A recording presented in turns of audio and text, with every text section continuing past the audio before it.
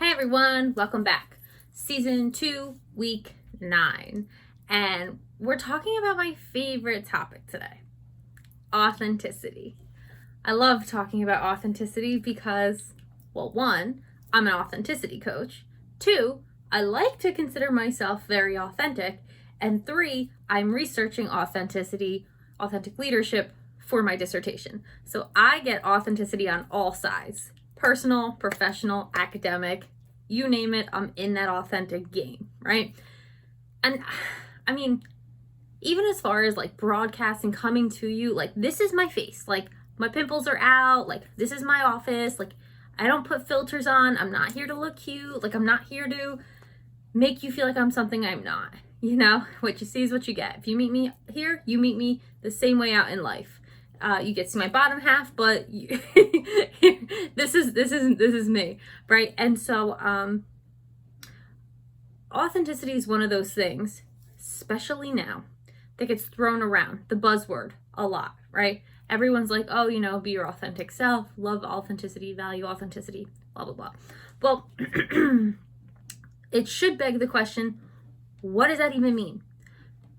Right? Because authenticity is one of those things that is, on one hand, extraordinarily unique because every single person is their own authentic self. So on one hand, it's very unique. And on the other hand, there are some pretty like straightforward things that it is and that it isn't.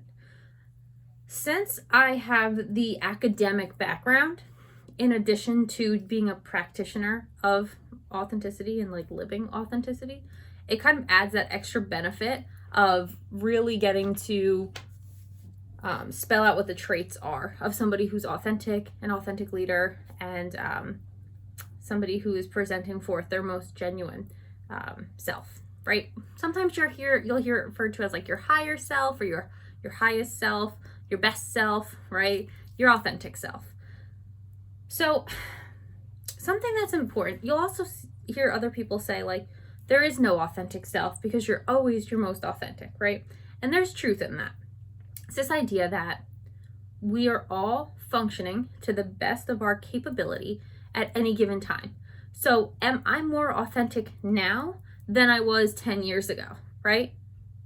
That's the debate. And so technically, no, I was as authentic as I could possibly be when I was 21 years old. That was as authentic as I could be then. But is that going to be as authentic as I can be now? No, of course not, because I've grown a lot and I've learned a lot. So the thing about authenticity that's very strange is that it looks different even in our own journeys. But there are things that help us come up higher. So if I would say, if I'm looking back at my life, I'm obviously my most authentic now. But I felt like I was also being very authentic then too. Now, according to these 4, I don't want to say, like the academic literature has 4 very specific standards of authenticity. According to those standards, I actually wasn't authentic 10 years ago, right? I felt like I was being my genuine self, but anytime that we are functioning to please other people or functioning out of insecurity or low self-worth, which I was, that's not authenticity. So in my mind, I think I'm very authentic, present myself as very authentic, but at the end of the day, like, I wasn't authentic, not to these standards, right? Not to these very specific qualifiers. So when we talk about authenticity, it comes back from the idea of the Greeks. So many things come out of Greek mythology, but Socrates said, I believe it was Socrates, might have been Aristotle actually, maybe it was Aristotle, maybe it was Aristotle, who said, to thine own self be true, right? And that is part of authenticity. You are true to yourself, to your core values, what it is that you value, right? What you hold near and dear to yourself. So that is part of authenticity. There's also this idea that it's not only, and this isn't academic, this is practitioner based. This is people who practice in the daily field, right? no research backing this, but life experience backing this. You're true to yourself, but you are what you say you are. So you're true to yourself, and what you see is what you get. So like when you see me here in my room, I'm the same here as I am out in the street, out in a diner, out in a ballroom, out in a court. Like I am the same no matter where I go. Like my parole officer gets the same Michelina as everybody else gets. It annoys them. They don't love it always, but so people don't love it here either. So you know what I mean? It doesn't change. I don't change regardless of where I am, and I don't act differently regardless of who I'm around, right? And when you're younger, you get into that space where, you know, sometimes in like math class you're this way, and in recess you're that way, right? And we carry that through our lives, so that when we're at work we're one way, and we're at school we're another way, and we're at home we're another way, right? And so if you're doing that, that's not authenticity. You're not being authentic. You're not. And actually, one of the things I'm researching is this idea that having a work life and having a home life and having a work-life balance means that you're actually presupposing inauthenticity. You're not authentic because you have to be one person at home and one person at work, right? So it's very fascinating, my research that I'm doing. But you are what you say you are. You present who you say you are, and you do the things that are in alignment with who you are. That is all practitioner-based authenticity stuff. Obviously you're going to see things like being real or being genuine, and that doesn't tell anyone much. You know what I mean? That doesn't really tell anybody what it means to be authentic. Like, I'm real. Like, oh, cool. I'm real too. You know? Not a hologram. I really exist, right? No. Authenticity is about being genuine to a degree, but it's about being genuine in your choices, in your presentation, and lining up with who you really are on the inside, right? So that's all practitioner stuff. Practitioner means like put in practice. In academia, where I'm just steeped all the time, there are 4 very specific traits that authentic leaders have. And of course, the first is always going to be self-awareness. Self-aware people are authentic, right? And so what does it mean to be self-aware? We could go into a whole, I might have actually, I'm not really sure, but we can go into a whole discussion on awareness of self alone, right? But some things you want to ask, like, what are my strengths and weaknesses? Do I get defensive when somebody points out a flaw that I have? Do I know my flaws? Do I know what makes me angry? Do I know what makes me happy? Do I know my triggers? Do I know things that upset me? Can I say I need help? Can I say I don't understand? You know, am I comfortable enough in what I know versus what I don't know to say I'm self-aware? All right. And if you can't answer any of those things, you're not as self-aware as you need to be. Just tell you right now. And I know that because I wasn't self-aware. I was functioning out of insecurity. I was functioning out of this place where you couldn't come at me because I had this big chip on my shoulder and I knew everything, or I would learn everything because I was invulnerable and I thought I could handle everything on my own, right? So when we're in that space of impenetrability, invulnerability, inability to ask for help, like, you're not being self-aware, because self-aware people know that you cannot accomplish anything on your own. And independence, to a degree, is not true. No man is an island. And I did not learn that. I did not know that. I wore my independence like a badge of honor on my chest. Like, I'm independent. I don't need you. And that's not true, because you need people to give you jobs. You need people to take chances on you. You need people to take risks on you. You need people to help you buy a house. You need people to help you do your taxes. You need people. You need people. And so it's a lie when we tell ourselves that we don't. One that I learned the hard way, which, Like I said, I learned most of these lessons the hard way. So I don't want you to learn them the hard way. Learn them the easy way, please. So yeah, self-awareness, super important. First facet of being authentic. If you don't know those things, if you can't say those things, if you can't do those things, you're not at a place where you're self-aware. Therefore, you're not your most authentic self. Now, some people, now here's the funny thing about authenticity. Sometimes you don't know what you don't know. All right. Oh, well, I'm self-aware. Okay. Well, what do you struggle with the most? Well, I don't struggle with anything. Okay. You're not self-aware. Right. But you can have somebody who's like, you know what? I was like this too. I was like, I really struggle with boundary setting. That's something that's really hard for me. I was self-aware of the fact that I struggled with boundaries, but I wasn't self-aware in the fact of how to implement them. So we can be aware of something that we struggle with without knowing how to fix it. And again, that's only you're not really self-awareness. You're not your deepest level of self-awareness. You know, because like everything, it's on a spectrum. It's on levels, right? It's on levels. Self-aware is not just knowing, you know, that I don't like to go out to the bar, which I didn't and I still don't, right? It's more than things like that. It is that too, you know your likes and your dislikes for sure. But it's deeper than the external world and surface level stuff. Self-awareness, really cool. Could talk about it all day. In fact, the course I offer, Personal Mastery, is all self-awareness work. How do you think? How do you feel? Why do you think that? Why do you feel that? What do you believe? What do you believe about yourself? What do you believe about money? What do you believe about your relationships? What do you believe about your parents? Right? Like self-awareness. So all-encompassing. And only 1/4 of what the academic literature says about authenticity. Second thing is having a moral perspective or a moral compass that you've internalized. You don't need to look to anybody else to know what's right or wrong. Not right or wrong for you, right or wrong on a universal sense, right? Keeping other people in mind. The right thing to do is to put your cart back, right? Because somebody else is going to have to do it if you don't. The right thing to do is to put the toilet paper on the roll because somebody's going to have to do it if you don't.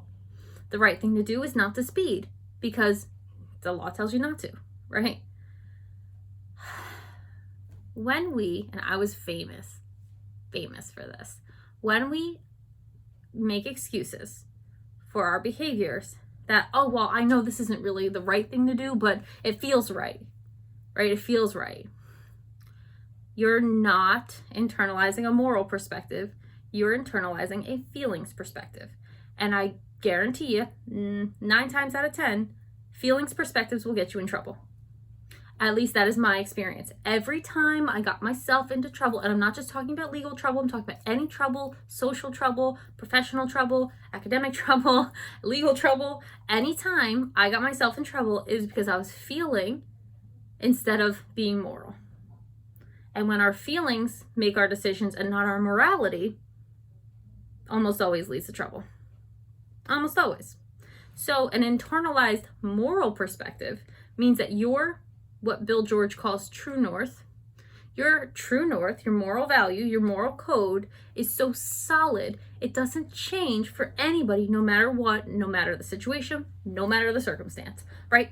And that's kind of a hard thing to do. It's kind of a hard thing to do. We really struggle with it because situations get tricky, you know? It's about knowing that just because, like, so let's say somebody at the store doesn't charge you for something and you notice it, but you don't say anything. Or you know that water is under your cart, but you're just not going to point it out. That's not moral. That's thievery. That's theft. That's not moral. And again, I've done that too. You know, the self-checkout line. I can't lie. Like, there's sometimes I haven't, like, back in the day, not anymore. I don't do it anymore. But at one time I did, where I just put that right on my thing. Right? That's not right. That's not moral. That's not what we do. Because we think nobody's going to see us. But the thing is, when you are authentic, you have an internalized moral perspective. And you're showing up for you. Right? You're not working out because no one will know. No, you're showing up because you said you would. Authenticity, you mean what you say what you mean, you show up because you said you would show up. Or if you can't, for whatever reason, you're very honest about it. Like, okay, listen, I know I committed to this, but I'm so sorry, I can't do it. And you know yourself enough to know that you were wrong because you thought you could commit and now you can't. And it's about having that honest conversation instead of ghosting or doing this or doing that. We do not have a very authentic generation right now. Not below me, not above me. I mean, as a whole, as a collective, we've fallen off for authenticity. We've fallen off because it's hard. It's discipline.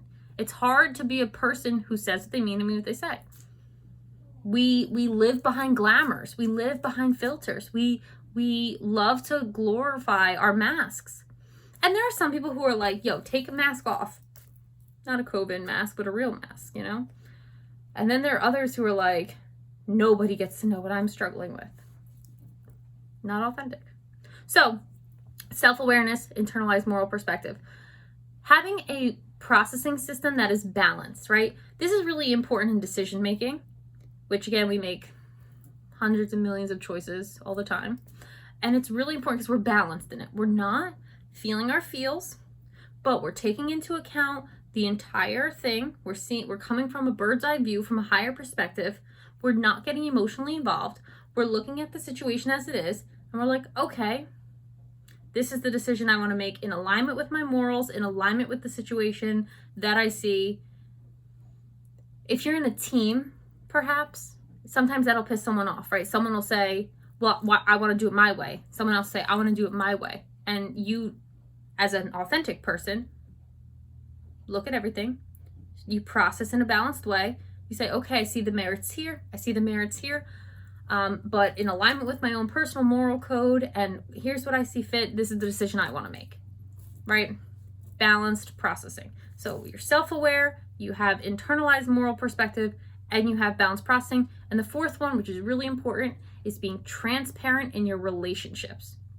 What they call relational transparency. Now, there is a tricky thing about being transparent because you still want to have boundaries. Not everybody has earned the right to hear your story, right? So being transparent is not being an oversharer out the gate, right?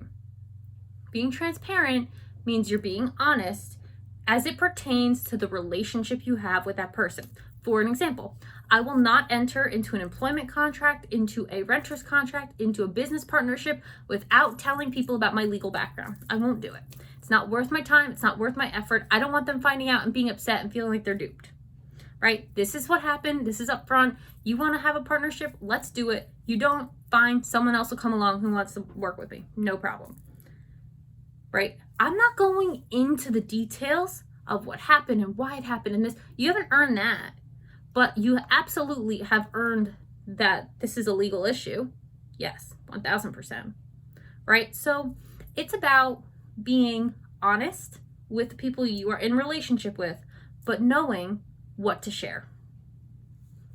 Right? You don't owe everybody your story, but you do owe everybody being as honest as you can in that relationship. Right? Authenticity takes time to cultivate because you can't do all of these things until you know who you are. There's other things too that the academic literature says, like authentic leaders are storytellers. Everybody that you deem authentic, right? Brené Brown, perhaps, Kevin Hart, me, they're people who I hope you deem me authentic. I deem myself authentic, so that's enough, but I hope you do too, because here we are. They're gonna tell you stories. They're going to tell you stories about your life, right? I just posted one the other day because we got 20 followers. Like, ooh, love that. This channel is not about me. It's about these topics. But of course, it's coming from my lens. So I will tell you the stories that I have, right? So, authentic leaders are creative. They are usually going to be very humble because they know they're low on the totem pole. They know even if they're the face of their company or they've achieved some kind of mastery or greatness, that it's built on everything else they learned from all the people they've been in relationship with, right? They're not doormats. Authentic people are not doormats, but they are aware that pride goeth before a fall. And again, one of those things that I'm very aware of myself. Pride always goes before a fall. So, you are what you claim you are. You do what you say you're going to do.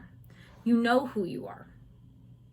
Someone asks you, hey, I can tell anybody, like, I really struggle with being invulnerable. You know, I think I can handle it all. I think I can take on the world. It's very hard for me to ask for help. You know, I'm aware of it. I'm working through it. I force myself into situations where I have to ask for help. Sometimes life forces me in those. I'm really bad at control. I want to control everything, right? And I have to really sit and relinquish control and show up, do my part, let go and let flow, right? So there are things I know I'm bad at, but I'm also really, really good at things. I'm a great communicator. I'm a good teacher. You know, I'm an academic. I'm an intellectual. I understand things pretty quickly. And when I don't, I get frustrated, you know? You have to know these things about yourself, how you operate in relationship. That makes for authenticity because it makes for self-awareness. Authenticity is so complex. We throw it around like it's such an easy concept to grasp. It's not. It's actually really tough. We live in a world that doesn't value authenticity at all, as a society at large. And we don't really teach this stuff. There are very few places that are like, hey, show up as you are. We love you. Right? That's why I'm an authenticity coach. Show up as you are in our session. Show up as you are in life. And we'll get to where you want to be. But you can't do anything else but show up as you are. And we'll work from there, you know? So, authenticity, very, very cool. Very excited to talk about it. You know, I'm sure after my PhD is written, I'll be the authenticity expert. Right now, I've got 90 sources down on this dissertation. I've got at least 20, 30, 40 to go, but it's really coming along. I really love it. And authenticity is the new call to action in business and in leadership, because nobody wants to be played. We're so tired of falsehoods. I'm going a little over time and I apologize for that, but we are so tired of falsehoods. We're so tired of people who pretend to be something that they're not. It's so like, why waste the time or the energy? Show up as you are. Give me what you got, right? Like I said, I always said to my kids, I was like, I don't care if you're an A, B, C, or D student. D's and C's get degrees. And I don't think a lot of my students were like, yo, I've never had a teacher tell me that. Like, I don't care where you are, what you've done. Show up to my class and give me what you can. And I'll tell you this parting story. I had a kid one time who, I didn't know. I had first period and he wasn't there. So I was like marking my attendance, going through everything as they're like working. And he shows up at my door. And I'm like, oh, hey. I'm not going to say his name. And he's like, hey, Miss Eichel, just wanted to let you know I'm skipping your class today. I was going to cut your class, but I couldn't do it. You always say show up, so I wanted to just show up and tell you I can't be in class right now. I was like, sure, I'll write you a pass. You can hang out in the commons all day. Well, I'll block anyway. And I really say go see a counselor, but if you can't do that and you just need to not be in this confined space trying to learn when stuff's not great at home, listen, I appreciate you showing up and letting me know. I appreciate the fact that you respected me enough to not cut my class and to let me know where you are, so you know I can still be responsible for you, right? So authenticity, when you give it, a lot of times you give other people the freedom to be their authentic self. Really, really cool stuff. Really takes a lot of self-work, shadow work, inner work, whatever you want to call it. And we'll talk about it all week. I'll be talking about it for, the next 30 years. So, so you got to hear it first, but this won't be the last time we talk about it. Happy Monday. Happy March 1st. Spring is around the corner. Big things happening. Big transitions. Big transformations. I can't wait. I'll talk to you soon. Work on that authenticity, guys.